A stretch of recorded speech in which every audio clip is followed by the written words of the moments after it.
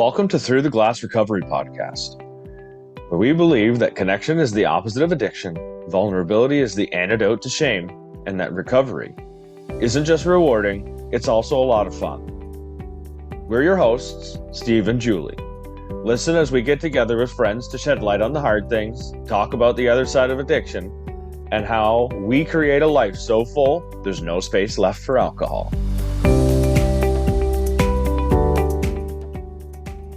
In this episode, we share how we found hope in early recovery and how we maintain hope even when things get hard.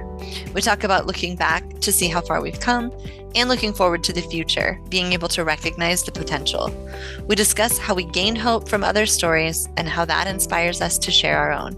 Hope is what keeps us going, even when we aren't sure it's worth it. Before we dive into this episode, I want you to tap your head and rub your belly.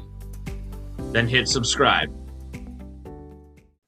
We're here tonight with our friends Peter, Jess, and John. I'm going to have everybody introduce themselves first. Peter, do you want to go first?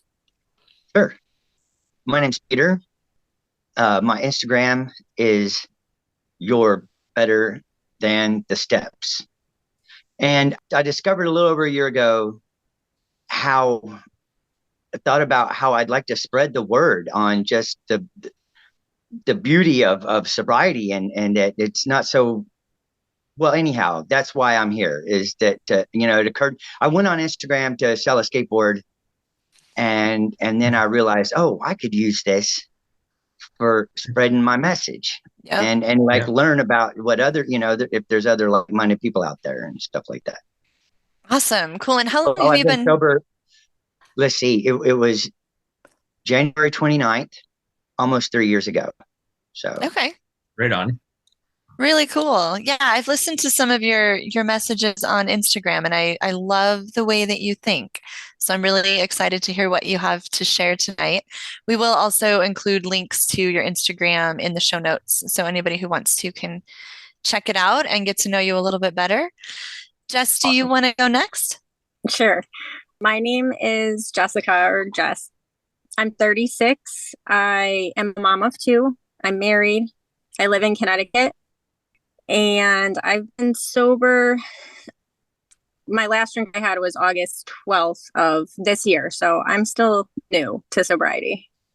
It's great. That is fantastic. You're doing really good. And I've been reading Jessica's Instagram posts for a while. Your honesty and the way you tell your story is brilliant. And I think you just have so much to share. I'm really grateful for what you're doing. Thank you.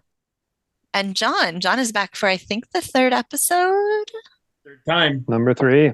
All right. You want to tell us a little bit about yourself?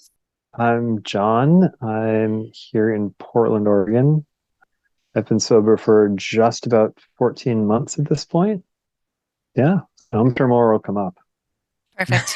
That'll work. All right.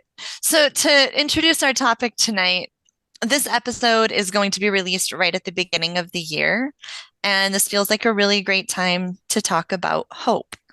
A lot of us come into sobriety filled with hopelessness, despair, and desperation, but at some point we have to find hope. It's the only thing that keeps us moving forward, even when things get hard or even when they seem impossible. So let's talk about it. What do you think hope means? Have you ever struggled to find hope, and where do you find it now? I decided to stop drinking. I don't remember what prompted it. It was probably a horrible night and a horrible hangover. And one of my friends who pretty recently gave up alcohol recommended the book, This Naked Mind. And she said that she had quit cold turkey after reading it. So I read it. And after I read it, I was like full of all this hope, and I was excited to never drink again. And I had all these plans, I was going to be this amazing mom, and I was going to, cook breakfast for my kids before school every day. And I was going to get up at 6 a.m. on Sundays and put in a load of laundry and drink coffee before the kids got up. And then as time went on, that initial excitement sort of wore off. And I started to have to actually feel my feelings and deal with cravings and situations where I used to drink and I really enjoyed drinking. And I'm in a weird place where I'm not at the point where I feel like, oh my God, life is so much better without alcohol. I'm still struggling quite a bit with it. And I'm still very hard on myself. And I guess what I'm trying to say is hope to me, and what I hope to gain from staying sober and continuing this journey is just to feel good about myself and to get to a point where I do feel like life is so much better without alcohol. Look at all this stuff I can do now. Look at, I'm a better mom. I'm better at my job. I'm a better wife. So it's really just about, for me, it's about looking toward the future and thinking about how good things can be. I'm just, honestly, right now, I'm still struggling and I'm just not quite there yet. But I don't know. That's exactly it. You're in that place where hope is what you have to be holding on to. So you're 3.5 months in or something like that. Like, yeah, it's still brutal at 3.5 months. I think you really have to just hold on to, I guess, I'm thinking back to when I was 3.5 months, and a lot of that was just hearing what other people had to say that were further along that could convince me and make me believe it was really worth it, especially on the really, really hard days. Yeah, definitely. Yeah. Peter, did you have something you were going to say? Well, hope is key. And I recommend meetings, by the way. It's good and bad, right? I can't imagine having, being successful without them, in the beginning anyway. I recommend hitting them a lot, first few months, and then weekly, it just is a powerful way to give yourself a new structure and just to have that fellowship. What I would caution is that I think there's a whole lot of misinformation there. This stuff is all, I mean, unless you can find a non 12-step meeting, it's going to be based on this 90-year-old stuff. Right. A lot of it sounds real judgy and just negative. I mean, this notion that you've got to work at this every single day forever. It's really dominant in there. And you'll hear stories from people about how they relapsed after 20 years or more simply because they stopped doing their steps and it became a dry drunk. And I think these ideas are kind of self-perpetuating. Like, you hear this enough and all this rhetoric about this doom and gloom, and you're just setting yourself up for this stuff. And I mean, the mind's a very powerful thing. And so I just really wish that this behemoth that we know is AA, it just was a little more progressive and positive. Well, and I'm sure there's more positive meetings out there, I think that, oh, go ahead, Steve. Yeah, I mean, it's all what you want to take from it. I think you have a choice there. I think you can find hope anywhere if you have an open mind enough to find it, right? Or to see it. It's everywhere you look. The problem is when you're hopeless, you don't want to see it at all. You need someone to show it to you. So, like when I decided that I was going to quit, I went to an AA meeting, and I didn't need anyone to say anything. It was a guy's 45th year sober, and I don't attend AA meetings now. I do attend meetings on a regular basis, but it was his 45th year sober. And I was just 24 hours, literally just 24 hours, like 24 hours away from telling my wife that I was going to quit and then drinking the booze as I was pouring it down the sink. And that's all I needed to see was some guy celebrating 45 years sober. And it was like, what is he doing? What is the message in that? Practice. Stay connected. This guy has stayed connected for 45 years. His connection was in the program. You can find connection anywhere. That's where you can find hope, in the same place. That's what, so I was thinking about this topic earlier, and this story just kind of came up. A group of us were talking yesterday, and one of my friends was talking about how she wants so much to get to the point where she feels like she's good enough for herself, for her family, all of those things. And I think that's something we all struggle with. And she's almost a year sober. And she was talking to us all about how she just feels like she may never get to that point. She's like, I keep working and I keep trying and I keep, talking about these things and learning this stuff and trying to go to therapy. And she's like, I feel like I'm never going to get there.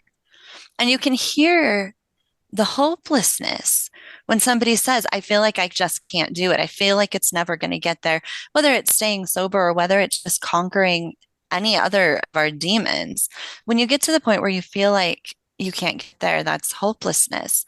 And the coolest thing about that conversation was there was a group of us and we all know her. She's, we've known her for quite some time. And everybody else was able to share with her all of the growth that we see, that we have seen over the course of the year. I met her when she was 6 days sober, and she's almost at a year now. And I was able to share with her what I see from the outside, that I can see all of this growth in her life and how far she's come. And, there were several of us that could share different perspectives like that with her. And it was 10 minutes later, you can see the hope on her face. Like you can see this deep breath of everything's going to be okay. It's still worth fighting. It's still worth, struggling through all of these emotions. And it was just such a beautiful picture of hope happening. And so I was thinking about that today when I was thinking about the topic. And like what has she done to get to that point? Because it was a beautiful example of sharing hope with other people. And I think the first thing she did was she showed up to a community, not AA, just a group of friends that are all sober. She showed up early and she allowed herself to be seen very honestly, very real. She shared her struggles. She shared the good stuff and the bad stuff and all of it. And we just built this friendship. And so because of that, then she feels safe enough to share this fear or this hopelessness. And then we all know her well enough that we can share with her the picture that we see. Because so often when we're in hopelessness, we don't see anything outside of what we're staring at right here. Like you get to the point where you're hopeless and you're blinded by depression and sadness and grief or anxiety or all these other things that just start crushing you and you can't see past them. But the people in your life that know you can see that for you and share that for you. And so I think whether it's AA or whether it's some other kind of meeting or whether you just have a group of friends that are all sober and understand the battle, in the end, it's the connection that gives the hope back to you when you start to lose it. I think connection with other people is like front and center when it comes to finding hope. Yeah, I agree. I can relate to your friend a lot as far as not feeling good enough and wondering if I'm ever going to get to the point where I do feel good enough. And I think that was a huge reason why I was drinking. I was in this cycle of like, well, I feel horrible. I'm not good at anything. I yelled at the kids yesterday, or the laundry's piling up and I forgot to send a form back to school. So, I mean, I may as well drink 2 bottles of wine and then hit the beer because I am a terrible mom. So it was just a cycle. It was like I was drinking and then feeling the effects of the drinking and not being able to perform the way I should as a human.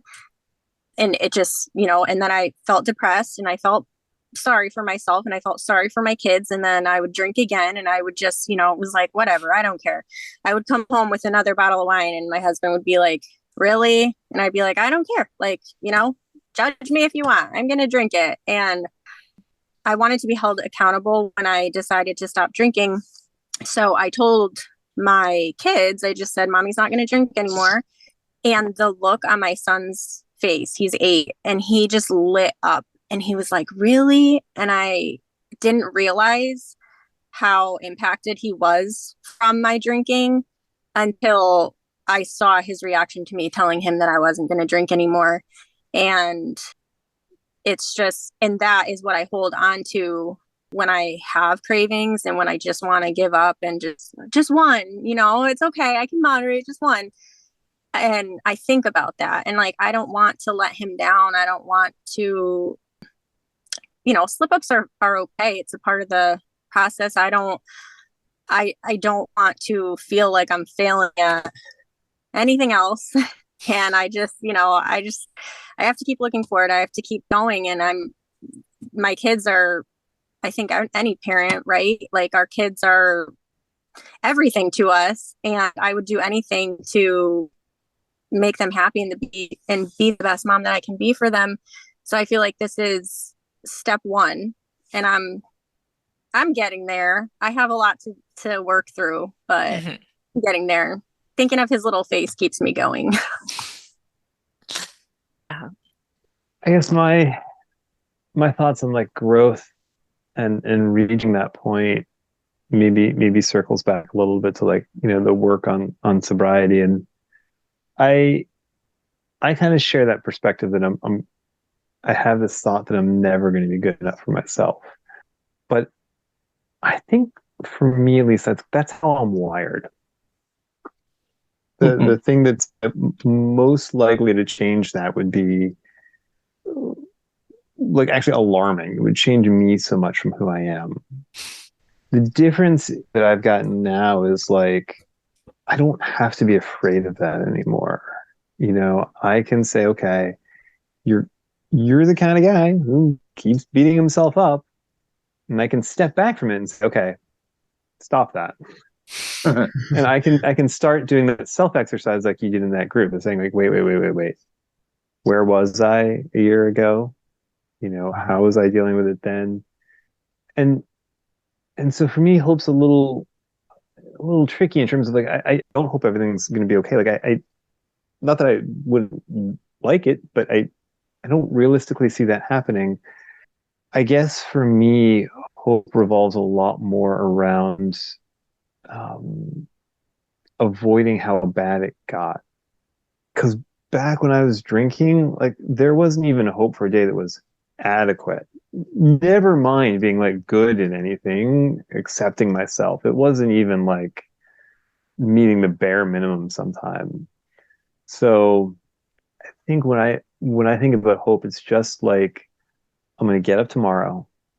I'm gonna be like a functional person, and compared to where I've been, like that's a lot. That's a lot of reassurance going to bed, being like, it's not going to be one of those mornings again where you wake up feeling bad about yourself as a human being and like parent and like that. That was awful. I don't want to be back there. And so my hope is like, I don't have to do that. I don't know how good it'll be, but I don't have to go back to how bad it could be. And for me, that's not something I can hold out myself all day every day. I have to get it somewhere else, and I have to get it from other people in recovery somehow or another, whether it's meetings, podcasts, reading their stuff online, whatever it is. Because the reassurance I get from people who aren't in recovery it's not the same for me. I need to have people who sort of been through it and don't mind telling me every once in a while, like, this is horrible. I mean, I was at a meeting a few days ago where someone was speaking up and like, I remember what the topic was supposed to be something very positive, but by the end of it, we were all like, man, life's terrible today. And like, there's an honest joy when you can all face that, right? Like that's the kind of that hope is like, you know what? Life as you described is pretty bad, and we're still all here and still sober. That's some powerful hope. Right. Now there is something to be said for reflecting back and looking where you came from and acknowledging the positives and acknowledging the growth and how much better everything has gotten. I guess if I look at where I was a year ago, it was bad. Like a year ago, I was 2 months sober. I was like clawing my way out of this miserable pit of hopelessness and self-loathing. And a year later, like life is okay. Life isn't perfect, but life is better than I think I ever could have hoped that it would be. And so then that makes me think, what could it look like in another year? Or what could it look like in 5 years? So I think there's a little bit of that backward reflection that kind of helps us gain some hope for the future too. It's seeing someone else overcome something that you still need to overcome. Hmm. Sometimes it's hope is just watching the example of someone doing something you wish you could do, right? So, you know, somebody in the recovery community, somebody tells you a part of their story, and it just so happens to be a reflection of yours that you haven't gotten over yet. Yeah. And for the first time ever, and I think we've all experienced this at some point, is like, son of a bitch, I can do this. Like, you turn I can't into I can. And as soon as I can't turns into I can because you saw someone else overcome that fear or that obstacle or whatever that may be, I've found hope in a lot of other people, because I certainly couldn't find it in myself. Mm-hmm. And then there's a whole bunch of people that have found hope in me. I don't even know, but it happens. It happens all the time. Anytime Jess put out a post, Peter, you send out a video, there's a chance. That's all that matters, is that chance. Yeah. I've been thinking about how much of the stuff out there in the recovery community and rehab and the meetings, the quit lit, seems aimed at convincing you to get sober, which I think that's my frustration. Like, what's the point? Like, I mean, there's a fine line between trying to convince someone they should get sober and helping to reinforce this decision they've already made, right? But I guess it just seems like what I'm hearing from a lot of people on Instagram is that there was just a moment where it just clicked, Mm-hmm. right? And it became so much easier for them at that point. And that's what's led me to believe that basically that this 90% failure rate that you hear about is so much larger than reality, because those people just weren't ready, you know? Like, Yeah. when you're ready, nothing can stop you. I mean, that's my message of hope, is like when you're really done. And I mean, but okay, that's the thing that I've really been kind of tripping on lately is, darn it, I could have been ready when I was 20. Okay, I'm 52. So I was almost 50 before I got sober. I got sober briefly at 17. And I made this little mental note. Hey, I like this. I went all day today. I didn't even think about getting high once. This is the stuff. I'm going to never forget that. And yet I waited 30 something years. And so I guess that's, on the one hand, I'm saying if you have to be ready. And on the other, I'm saying, darn it, what's the message that could convince 17-year-old Peter And or, I think, or 25-year-old Peter, because by 25, I think I had partied enough, I had gotten it all out of my system. Obviously not. Right. Well, no, Obviously not, Peter. that's why we're all out here sharing whatever message it is we have to share, though, because you never know which person needs to hear what thing someone right. has to say.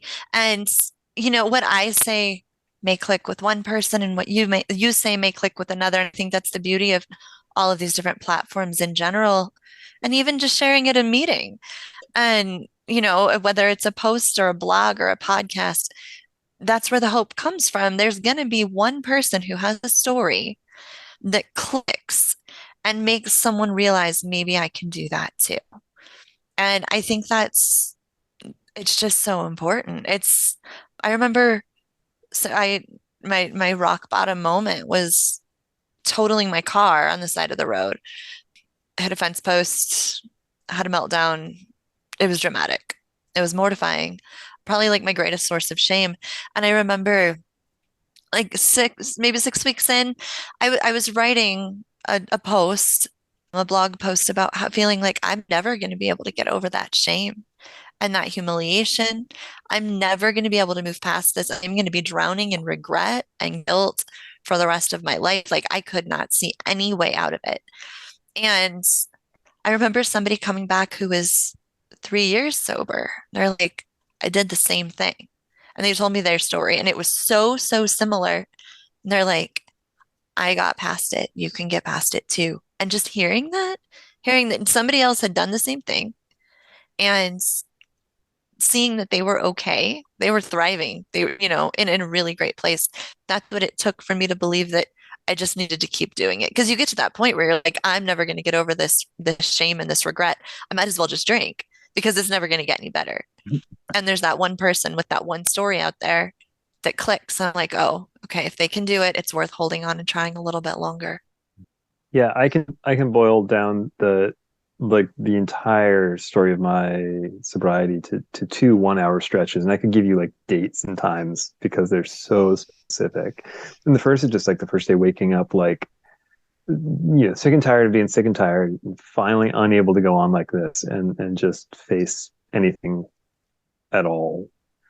And that was the first I even tried sort of seriously. And I think Peter, like as you were saying, like this was the ready moment. This was it. Like this went from bad stories I told myself that were never going to come true about quitting drinking to like actually doing something, anything.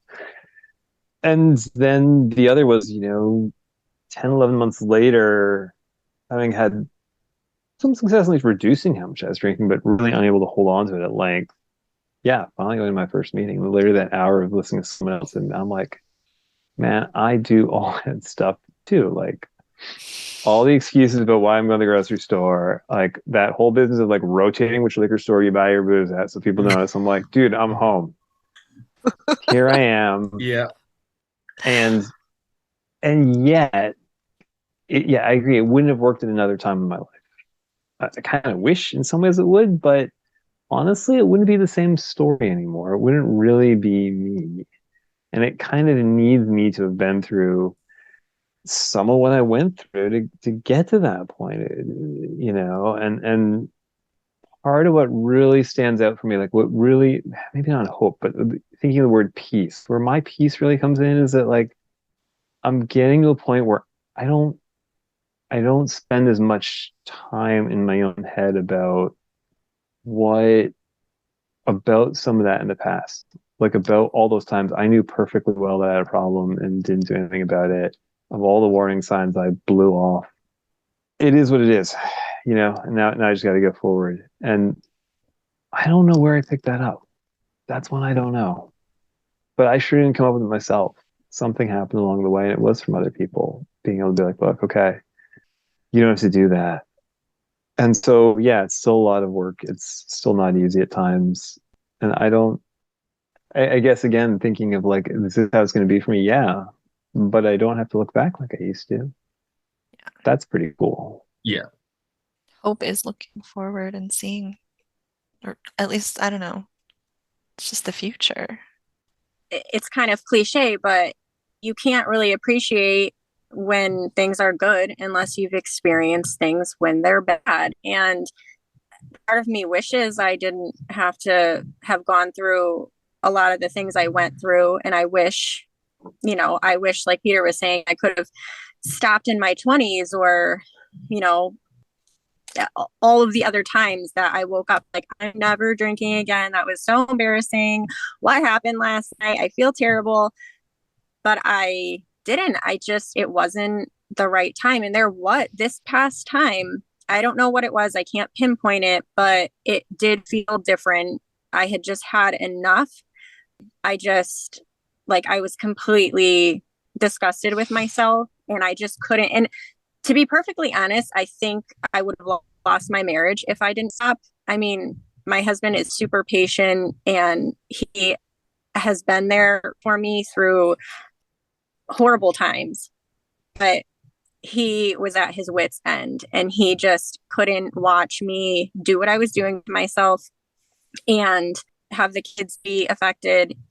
And part of me is grateful for everything I went through because I have a completely different look on the situation or view on the situation. I have so much empathy for people who struggle with addiction or just any hard times. I have a lot of empathy, and I hope my kids don't have to go through half the stuff I went through, but I'm glad that I went through it so that I have the knowledge to hopefully give them, whether it's just like I'm a truly empathetic ear to listen to them, or I can offer them advice that maybe they'll take.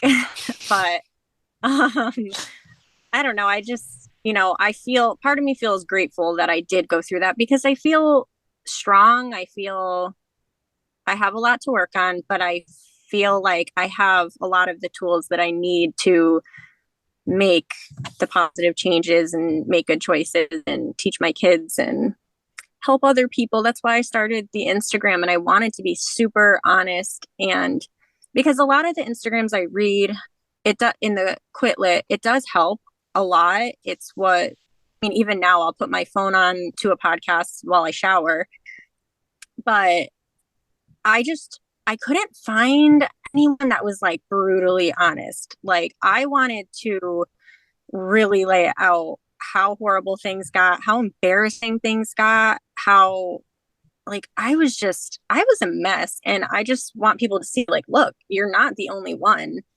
And I'm telling you, like, it was me, and I chose to stop, and I just like, I refuse to go back. I just can't. I can't. Yeah. The vulnerability that you share, like the way that you write, it allows people to feel like they're connecting with you. It allows other people to release some of their shame. It allows you to release your shame. There's so much value and that's what we all find community in different ways, and that's how you found yours. And yeah, I mean that's community. That's where we find hope is in all of the sharing and all of the sharing of the stories. I think it's just beautiful what you're doing and very brave. Very, very brave. It gets so much better and easier, But you're already saying, Jess, that you can't go back, and believe you me, you don't ever have to, and you will always have what you've learned, the experience you've had, and I mean, you're on a beautiful journey, to you, and just loving yourself and being your best self. 3 months, 3.5 months. There's these milestones, I'm sure at 3 months you felt a sense of relief and a sense of strength. And at 4, you'll experience that again and again. And, 6 months is a big one. The 1 year is a big one, but you're not done yet. But 1 year, I mean, it's physiological that your body is still recovering. Your brain is. And we're not just in terms of like the chemical balance of like how you feel, but your cognitive abilities, are still recovering. And it's awesome. It's awesome. It's empowering. I mean, we've been living our lives with being tied down, with like, we've been making it harder on, like, it's like we're dragging a weight around, living our lives. And this weight is being taken off more and more every day. Yeah. Yeah, that's the weight of undealt with stuff. It's the weight of undealt with life. And this is all my baggage right here. Yeah, it's the weight of undealt with stuff instead of actually dealing with it and facing it. Yeah. If you just drink it away, you don't ever drink anything away. You just ignore it. It just stops it from existing for the time being. It comes back because it's never been dealt with. What you're doing, Jess, when you're airing it all out like that, it's like a backpack full of clothes, and you're going to take that dirty one out and you're going to hang it up and you're going to keep walking. And as long as you keep on walking, you say, yep, I left that one back there. That's part of me. That's still my clothes. Yeah. But it'll be all right. I'm not going to go back and grab that one because I don't need it anymore. It's done serving me. I've learned that lesson. And that is basically what hope is. I mean, reflecting back and acknowledging where you came from. That in and of itself, where you started from. You don't ever want to go back there. Jess, you mentioned it. John, Julie, even Peter, like finding that self-worth. It takes time, but it's there. When everyone says it gets better, even when it doesn't feel like it in that moment, it does. And I think one thing that Julie said, grateful from where you came from. Feeling grateful for it. Jess, I think you mentioned that too. That's right where hope is right there. That's pretty much the center of it. We can find it in ourselves, but when we can't find it in ourselves, and you have community and you ask for help, they reflect it right back to you. Thank you, Peter. Thank you, John. And thank you, Jess, for being on the podcast. Thank you. Thank you, guys. Thank you for having us.